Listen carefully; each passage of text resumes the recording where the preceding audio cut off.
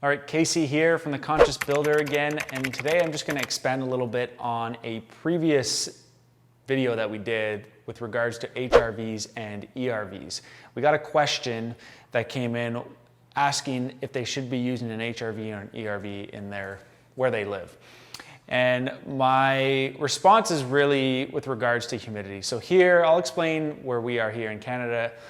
If you need to understand the difference between HRV and ERV, please go to the other link, which we can link here in this video. But really here in Canada, I believe the best choice is an ERV. And the reason for that is because the core of an ERV can transfer humidity. Now that being said, there will be some people that may not agree with me, and the reason being is that the core may freeze in our climate when it gets too cold. So there are better ERVs now that prevent this from happening. There's also things that you can do, like for example, you can put a ground source loop in that will preheat the core, or preheat the air when it's too cold coming into the core so that it doesn't freeze. But the reason I like the ERV is because of that humidity transfer.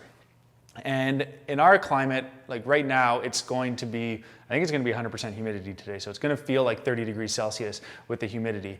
And if we were running an HRV, in theory, we really shouldn't be running that during this time, because what happens is that humidity comes into the house and then the air conditioning is fighting to try and get rid of that humidity within the house. However, an ERV can transfer that humidity into the exhaust air before it comes into the house. So it can be ran all year round. We also have very dry winters. So if you need more humidity in your house in the winter, you don't want to be bringing in that dry air from outside either. So in my opinion, if you have hot, humid summers and cold, dry winters where you live, I would suggest going with an ERV. If the humidity is if you're in a warmer climate and the humidity is pretty much consistent throughout the year, then you're probably opening your windows anyways, which is a good form of ventilation. But that would be the case when you can use an HRV. So once again, hot, humid summers and cold, dry winters, I recommend an ERV. Talk to your HVAC contractor, talk to your suppliers. Just make sure that the ERV can work in your climate and that the core is not going to freeze when it gets too cold.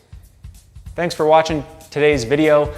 If it's your first time watching, be sure to use hashtag AskKCG. If you have a question, you can post that on any of our social media pages.